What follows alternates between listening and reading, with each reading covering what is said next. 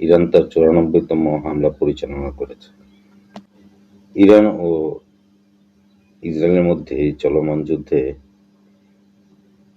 এক রিটের অবসরপ্রাপ্ত এক আর্মি কর্নেল বলেছেন, এবিসি নিউজকে সাক্ষাৎকার দিয়েছেন, ইরানের ভেতর আমেরিকান ফাইটার জেটগুলি নিরাপদ নয়।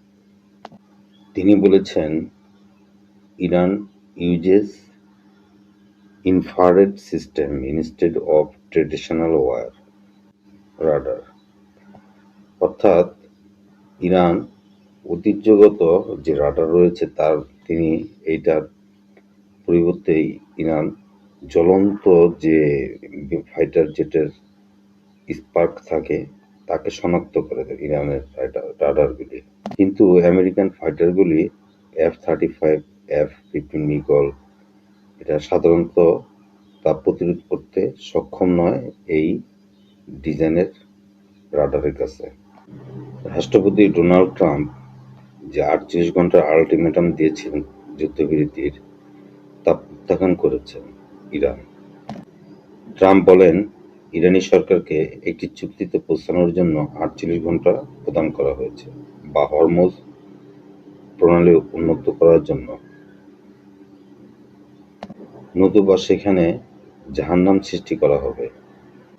কিন্তু ইরানের কেন্দ্রীয় সামরিক কমান্ড আনুষ্ঠানিকভাবে এই আলটিমেটামকে ভারসাম্যহীন বলে বরখাস্ত করেছে। আজকের সবচেয়ে গুরুত্বপূর্ণ খবর হচ্ছে, আইএইএ অর্থাৎ পারমাণবিক সংস্থার প্রধান ইরানের বুশহরে যে পারমাণবিক বিদ্যুৎ কেন্দ্র রয়েছে তাকে লক্ষ্য করে এ পর্যন্ত আমেরিকা চতুর্থবারের মতো হামলা পরিচালনা করেছে। তাদের এই ক্ষেপণাস্ত্র হামলার ফলে তেজস্ক্রিয় দূষণ গুরুতর ঝুঁকিতে রয়েছে বলে তিনি জাতিসংঘকে সতর্ক করেন। ইতিমধ্যে আপনারা জেনেছেন, তেলের দাম রকেটের গতিতে ঊর্ধ্বমুখী হচ্ছে।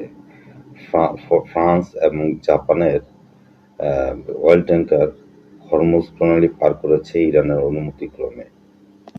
দখলদার ইসরায়েলের সেনাবাহিনীর প্রতিদিন পতনের মুখে।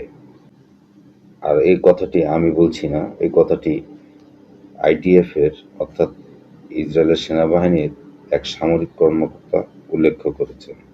এই ছিল আজকের বিষয়। সবাই ভালো থাকা প্রত্যাশা করে বিদায় নিচ্ছি। আল্লাহ হাফেজ।